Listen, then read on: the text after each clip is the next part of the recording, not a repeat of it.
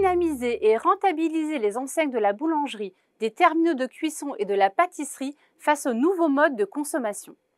La nouvelle étude Precepta Insight de Xerfi dévoile 10 leviers clés pour accélérer la croissance des chaînes, se différencier dans un secteur très compétitif et restaurer ses marges d'exploitation. Les experts de Xerfi mettent en évidence les stratégies pertinentes pour se renforcer sur le segment très disputé de la pause déjeuner. En effet, face à la baisse structurelle de la consommation de pain, les boulangeries doivent davantage se tourner vers la vente de produits de petite restauration, alors que les sandwichs, pizzas, quiches, burgers et boissons représentent déjà 17% du chiffre d'affaires des boulangeries. Il est également essentiel que les chaînes de boulangerie-pâtisserie assurent un développement cohérent de leurs points de vente sur le territoire, élargissent leur zone de chalandise et améliorent l'attractivité des magasins. Elles doivent en parallèle diminuer leurs coûts dans le but de redresser des marges tombées à très bas niveau.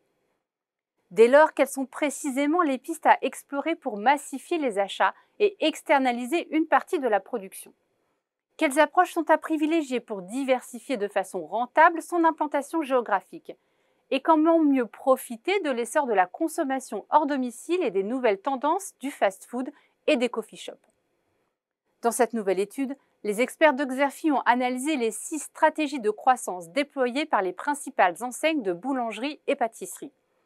Ces dernières misent tout d'abord sur la diversification de leurs offres dans le segment de la pause déjeuner, comme en témoigne l'enquête terrain réalisée par Xerfi auprès des Français sur ce thème.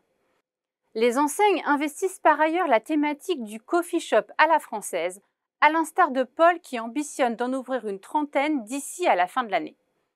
L'heure est également au développement du e-commerce en boulangerie et pâtisserie par l'intermédiaire d'une plateforme de livraison plutôt que par l'usage d'un site marchand détenu en propre par l'enseigne.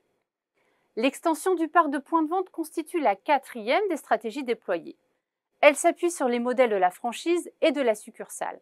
Marie Blachère, par exemple, organise son développement exclusivement en succursale. 5e des stratégies, celle de la montée en puissance des pôles s'appuyant sur le binôme boulangerie-magasin multifrais. C'est en ce sens qu'Invivo, Love Group et Arteris s'organisent pour concurrencer le binôme Marie Blachère-Grand Frais. Enfin, dernière logique de croissance, le développement de la présence à l'international, à l'instar d'enseignes telles que Le Duf ou Maison Kayser. Au-delà de l'analyse des leviers de croissance en cours, les consultants de Xerfi livrent dans cette étude leurs recommandations stratégiques.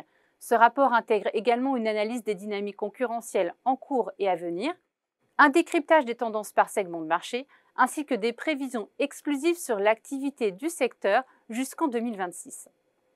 Pour des informations plus complètes sur cette analyse stratégique, vous pouvez télécharger le document de présentation qui se trouve à côté de la vidéo.